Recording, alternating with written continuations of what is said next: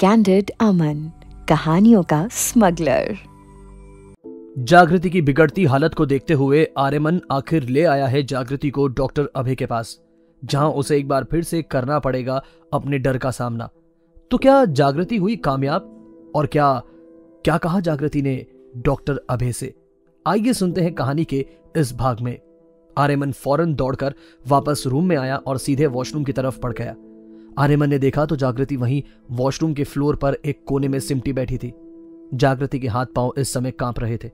जागृति ने अपने आप को लाख समझाने की कोशिश की, लेकिन कुछ भी उसके ऊपर काम नहीं कर रहा था।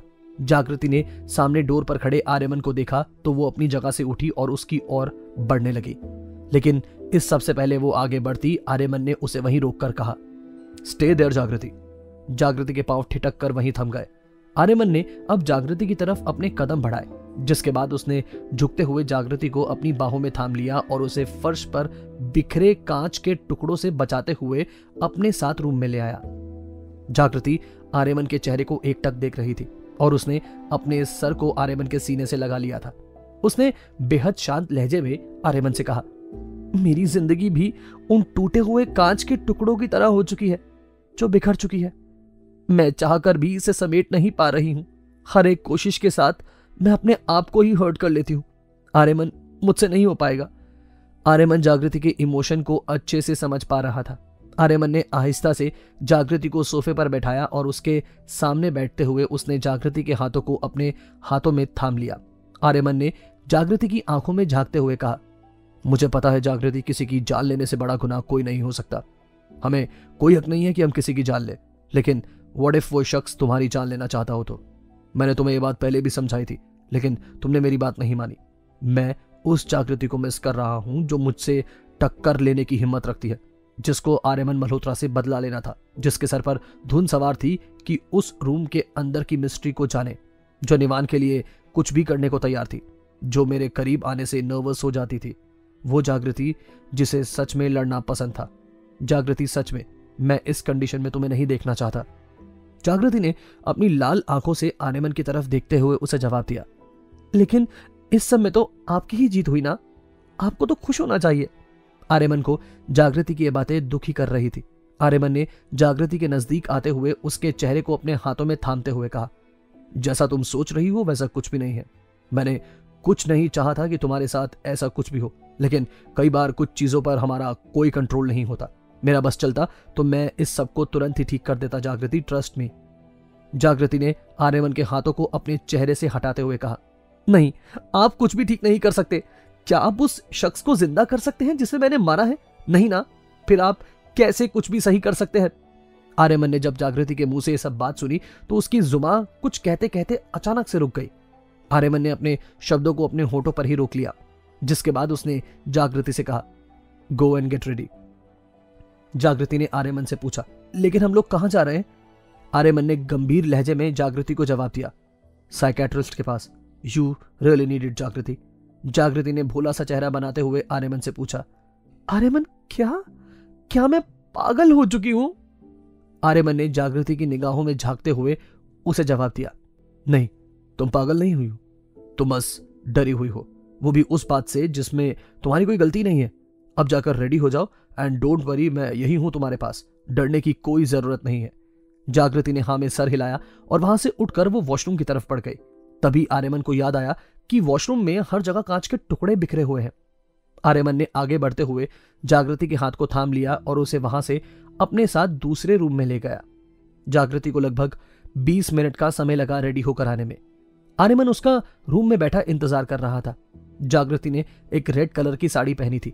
उसके चेहरे पर कोई मेकअप नहीं था और उसका चेहरा फ्रेश होने के बाद भी उतरा हुआ था। आर्यमन अपनी जगह से खड़ा हुआ तो जागृति ने आर्यमन से कहा, आप रेडी हो जाइए, मैं तब तक निवान को रेडी करके आती हूँ, और मुझे आपसे निवान के बारे में कुछ बात भी करनी है। आर्यमन ने जागृति से पूछा तो जागृति ने आर्यमन को यह सब रास्ते में डिस्कस करने के लिए कहा, जिसके बाद जागृति वहां से निवान के रूम में बढ़ चुकी थी। आर्यमन महसूस कर पा रहा था कि जागृति की आंखों में उसे जो चमक और अपने लिए शरारत नजर आती थी वो अब मिसिंग थी। वो डेस्परेटली अपनी पुरानी वाली जागृति को पाना चाहता था, लेकिन मेडिकल के भरोसे। सच बताने की हिम्मत आर्यमन जुटा नहीं पा रहा था। आर्यमन भी जल्दी ही शार लेने जा चुका था। इधर जागृति वीर के रूम के बाहर थी जब उसने उसके डोर को नॉक किया। वीर हमेशा की तरह बेहोश होकर सोया हुआ था। कल रात परिधि से बात करते वक्त उसे समय का कोई अंदाजा ही नहीं हुआ। जागृति के 2 से 3 बार नॉक करने के बाद भी वीर ने नहीं खोला, बल्कि निवान ने अंदर से डोर खोलने की कोशिश करते हुए कहा, कौन है? जागृति समझ चुकी थी कि यह निवान है। जागृति ने बाहर से डोर का हैंडल घुमाकर डोर खोल दिया।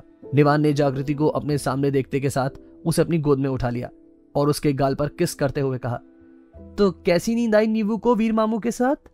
और कौन सी कहानी सुनाई आपके वीर मामा ने आपको? निवान ने अब कहानी को अपने टूटे फूटे शब्दों में बताना शुरू किया। जागृति के चेहरे पर इस पल मुस्कुराहट थी और वो निवान को साथ लिए वहां से सीधे उसके रूम में जा चुकी थी। आर्यमन ने रूम से निकलते वक्त जागृति के चेहरे की वो मुस्कुराहट नोटिस कर ली थी। आर्यमन ने खुद से कहा, तुम्हारे चेहरे की मुस्कुराहट मैंने छीनी है ना जागृति, तो मैं ही तुम्हें वापस करूंगा।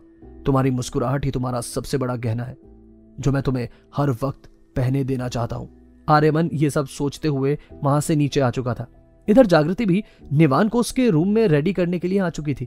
जल्दी ही जागृति निवान को लेकर नीचे डाइनिंग हॉल में आई और उसके पीछे से आर्यवीर भी अब तक रेडी होकर नीचे आ रहा था। डाइनिंग टेबल पर आर्यमन ने ब्रेकफास्ट करते हुए वीर से कहा, वीर, मैं चाहता हूं कि तू आज निवान को अपने साथ ऑफिस लेकर जाए। मुझे एक जरूरी काम है। उसे खत्म करने के बाद मैं निवू को ऑफिस से ले जाऊंगा।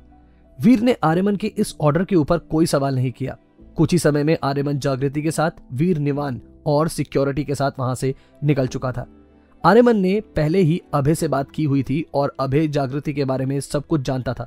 यहां तक कि वो जागृति के बारे में वो भी जानता था जो खुद आर्यमन के परिवार वाले और उसका भाई वीर भी नहीं जानते थे। लगभग 1 घंटे में आर्यमन अभय के हॉस्पिटल पहुंच चुका था। असल में ये एक साइकेट्रिक हॉस्पिटल था। आर्यमन कार से बाहर आया और उसने जागृति की साइड का डोर खोला।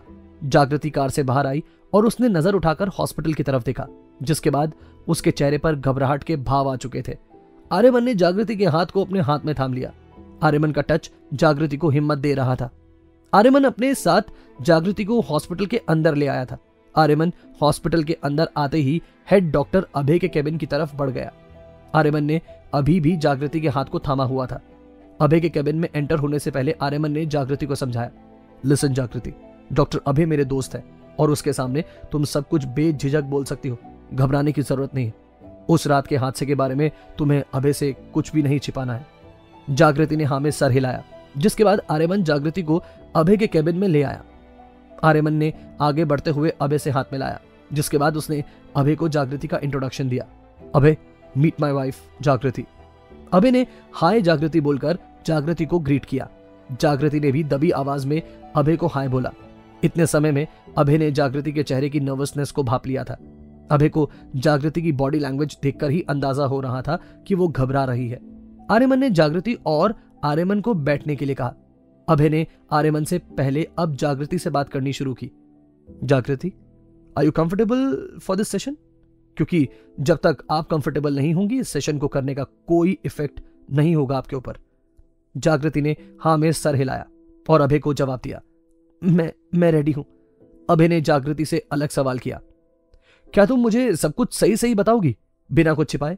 आई अंडरस्टैंड तुम्हें डर और घबराहट महसूस हो रही होगी, लेकिन अपने डर से बाहर निकलने के लिए डर का सामना भी करना पड़ता है। I hope you understand.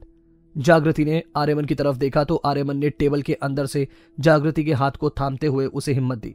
जागृति ने जवाब दिया, मैं आपको सब कुछ सच सच और सही सही बताऊंगी। तो क्या आप जागृति एक बार फिर से करेगी अपने डर का सामना? और क्या वो इस सब से उभर पाएगी? कैसे संभालेगा आर्यमन इस सिचुएशन को और क्या वो कर पाएगा निवान को अडॉप्ट? जानेंगे लव अरेस्ट के आगे के सफर में।